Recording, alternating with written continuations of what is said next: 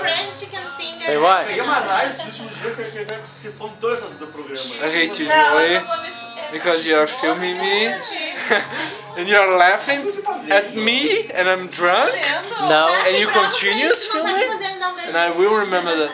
Will you? But I not be angry with you because you're filming this to me and you know that I'm joined to film this to me. So I'm happy that you are the only one to have the camera. Ó, Rafael, mongoloide, já que tá piranha na Mariana. Então, gente, tudo bem? Mas como vocês acabaram de ver, a gente fez um bolo, então eu trato muito bem o Giovanni, né? Inclusive a receita do bolo vai estar no Instagram, então olhem lá no Insta do Peripécias Culturais. Mas enfim, a peripécia de hoje, aqui no Chroma aqui, que a gente ainda tá testando, tá? Então se vocês virem alguma coisa estranha no meu braço, com uma imagem e tal, é porque a luz ainda tá refletindo no chão, que reflete aqui, que daí fica verde, que daí fica dessa outra cor aí, enfim. Vocês vão perceber e vão achar estranho, tá? Hoje eu quero falar um pouco sobre a minha história. Mas eu quero falar um pouco do Rafael de 18 anos, que era um jovem apaixonado por cinema. Teve a brilhante ideia de ir para os Estados Unidos da América, né? Já com alguma ideia de, vou chegar em Hollywood, ver como que é e tal. Só que sem nenhum planejamento. E daí a gente chega a essa questão do cinema e do deslumbramento, né?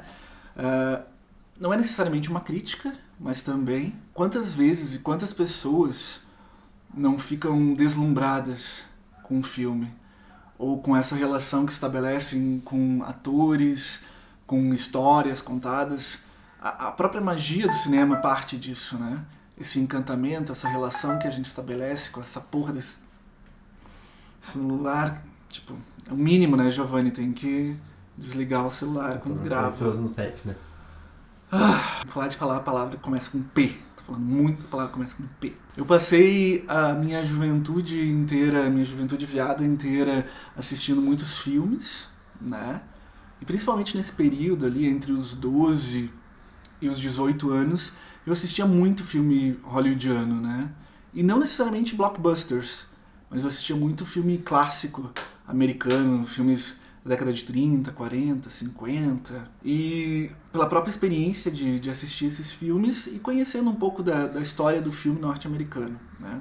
Infelizmente, na minha vida, o cinema brasileiro chegou um pouco depois. Então, de fato, eu fui viver essa experiência, né? O sonho americano, mas sem muita expectativa também, de forma bem ingênua e seguindo o fluxo. Inclusive, quando eu estava estudando para ir para o intercâmbio e negociando, enfim, era algo que muito se falava, né? Chega lá, tu não sabe o que fazer, segue o fluxo, né? Ou seja, a total mecanização e objetificação do meu eu enquanto um agente ativo, né? Que nesse caso não existiria, né? Parecia que era só seguir o fluxo e as coisas vão dar certo. Uma espécie de Forrest Gump, que simplesmente corre literalmente de acordo com os acontecimentos que lhe são propostos pela vida ou pelos outros personagens, né? Mas quando eu fui para os Estados Unidos, os primeiros 3 meses foram para trabalhar na Universal, mas não nos estúdios, nos parques temáticos em Orlando. Então lá eu tive era mais deslumbramento ainda, porque além de trabalhar com algo relacionado ao audiovisual e audiovisual hollywoodiano, né, que tem toda essa coisa do Star System, do estrelismo, da fama, dos efeitos especiais, dessa narrativa envolvente que te seduz, que te coloca lá dentro enquanto um agente do filme, né? Também era divertido. Tipo, era maravilhoso, né? Tu entra, imagina, tu trabalhar dentro de um parque de diversão, um dos maiores parques de diversão do mundo, né?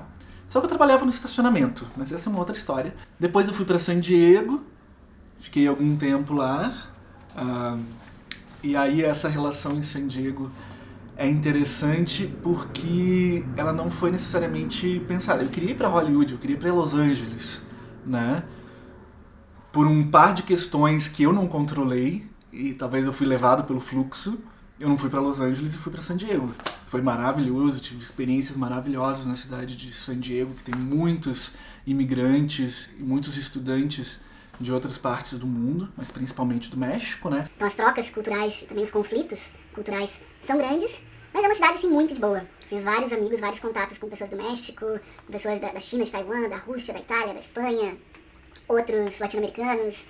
Então foi realmente incrível. Eu já chego, porque eu tô tentando a fazer isso, né? Em San Diego eu estudei inglês durante um período de 4 meses. E depois, finalmente, eu fui pra Los Angeles. Mas em Los Angeles eu fiquei só uma semana. E assim, eu tinha 18 anos, né? Eu não sabia o que eu tava fazendo. E, na época, talvez agora com 30 anos, eu ainda não saiba que P é essa que eu tô fazendo aqui. Mas a questão é... A Giovanni tá tirando uma foto da caneca. Ai, não pega... Ah, não tá pegando. Não, porque tem uma parte da caneca que tá quebrada, né? Não posso, as pessoas não podem saber que eu uso caneca quebrada, né? Que pessoa mais pobre, que pessoa mais pão dura que não joga fora. Ah, que maravilha, lindo. Ó, como fica bonito, né, esse fundo. Fica bonito, né? Fica muito bom, muito... Parece uma coisa profissional até. Parece um estúdio. Parece um estúdio. Nossa. É um estúdio. Tá, continuando. Em Los Angeles eu tive a experiência de visitar alguns estúdios, que foi muito legal. Finalmente entrar dentro de um estúdio onde, historicamente, por exemplo, eu fui visitar os estúdios da Warner Brothers, né? Então eu entrei dentro de estúdios e na portinha de cada estúdio, não dava pra tirar foto, por isso que eu não tô mostrando, mas tinha todos os filmes que foram gravados dentro daquele estúdio. E vários daqueles filmes eu tinha assistido durante a minha adolescência, né? Então é fascinante imaginar que Bette Davis gravou ali dentro, né? Todos os diretores que eu admirava, imagina um Frank Capra, um Fred Zinnemann, um George Stevens, toda essa galera trabalhou ali. Esses eu acho que eu tenho certeza que trabalharam. Depois alguns outros, toda essa questão do Star System que existia, e era justamente para prender esses profissionais a determinados estúdios, né? Então não necessariamente todos os atores da era de ouro ali de Hollywood na década de 40 trabalharam para Warner Brothers, mas muitos, né? Grande parte deles. E foi maravilhoso, assim, tu caminhar pela Sunset Boulevard ou pela Hollywood Drive e tu entrar no Chinese Theater, no Kodak Theater, onde o Oscar é entregue. E tu vê também, por outro lado, como é tudo tão simples.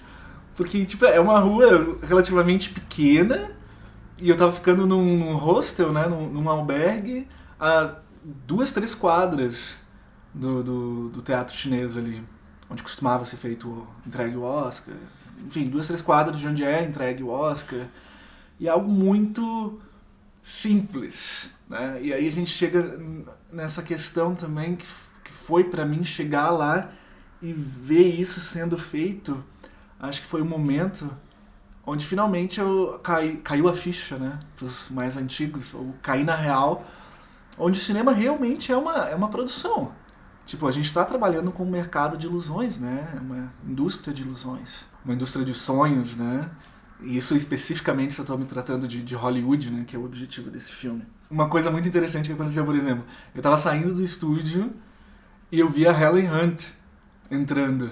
E, tipo, ela tava caminhando na rua com alguns seguranças e ela provavelmente viu que eu era um turista, ela acenou assim, eu acenei, Helen Hunt! Mas depois disso, e mesmo na época, acho que, apesar de não ser tão maduro, eu consegui refletir sobre isso. Tipo, eu tô aqui, essas pessoas estão aqui, a Helen Hunt acabou de me dar um oi ao lado dos seguranças e a 10 metros de mim. Mas, tipo, isso, sabe, não tem nada de extraordinário. Tipo, pelo contrário, isso é muito comum. Tipo, as pessoas que estão trabalhando no cinema, esses atores, a gente já conversou sobre isso, né, sobre toda a cadeia produtiva e como ela é interdependente. Tipo, são pessoas normais que estão trabalhando, né? Só que existe, de fato, uma questão midiática de exposição e campanhas publicitárias que transformam isso em algo, ao mesmo tempo, superior à tua própria vida e à tua existência, em algum, talvez pareça mais importante até do que a tua própria existência. Se existe um cinema de Hollywood, e se a gente, enquanto consumidor, espectador, e o mundo, enquanto exibidor desse conteúdo cultural, dá tanta importância para esse tipo de cinema é porque muita importância lhe foi dada. Só pra parafrasear lá o Pequeno Príncipe, né? A questão da Rosa, muita importância foi dada pra Rosa, então talvez muita importância seja dada pra Hollywood. E era assim que eu tava me sentindo naquela época. Tipo... Eu achava que existia uma forma de se fazer cinema. E que aquela era a forma ideal, por exemplo. Mesmo eu já tendo conhecimento de outras cinematografias europeias, principalmente naquele ponto, né? Eu imaginava que era aquilo que eu queria pra mim. E desde aquele momento eu comecei a perceber que não. Tipo, existem outras formas de se realizar cinema, existem outros nichos. Tipo, isso é pra mim, tipo, todo mundo precisa fazer isso. Esse cinema existe, ele tem uma função para entreter. Alguns filmes produzidos em Hollywood têm uma função social também. Isso é indiscutível, né? Claro, dentro de um contexto americano, enfim. Mas esse sonho de fazer cinema em Hollywood e essa coisa, nesses 7, 8 meses que eu passei nos Estados Unidos, se diluiu. Mas se diluiu de uma forma positiva. Existem outras formas de produzir audiovisual, né? Nós não precisamos de grandes estrelas, nós não precisamos de mega estúdios, nós não precisamos de tecnologias avançadíssimas de CGI e o CA4, entendeu? Então quando eu voltei pro Brasil... Foi justamente isso que eu tinha na cabeça com 19 anos, né? E tava pensando em fazer o curso de cinema em alguma universidade pública, de preferência. Só que daí eu não passei no vestibular em cinema, em Santa Catarina, daí eu decidi, vou pro Rio, daí não passei na faculdade de cinema no Rio, comecei a estudar produção cultural, daí me apaixonei por produção cultural, que de fato demorou um tempo, porque produção cultural não é fácil tu entender o contexto e tudo que envolve, todas as possibilidades, né?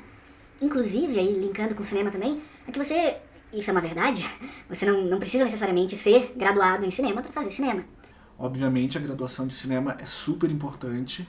Na UF, por exemplo, agora também existe uma licenciatura em cinema, que é tão importante quanto, porque você trabalhar com profissionais capacitados e que tem toda essa bagagem teórica, inclusive, do fazer cinema, do fazer audiovisual, do fazer televisão, tu não vai conseguir ter todo esse aprendizado empiricamente, só na prática, né?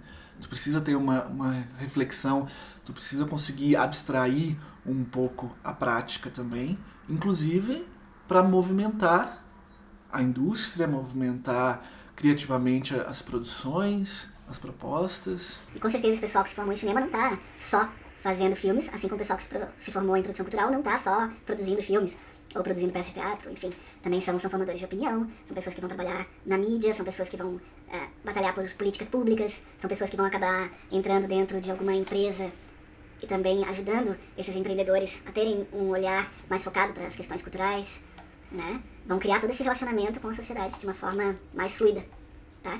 E não só direcionada para, vamos fazer filmes, vamos fazer isso, vamos fazer aquilo, né? A gente está dentro de um escopo muito maior, né? A gente está dentro de um universo de possibilidades de atuação, tanto os produtores culturais quanto o pessoal graduado em cinema, muito maior do que isso. Inclusive, trabalhando em mostras de cinema, festivais de cinema, essa questão de distribuição e exibição fora desse circuito muito fechado do cinema comercial.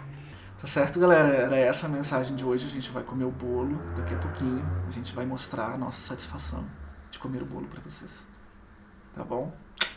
Beijo, obrigado pela atenção.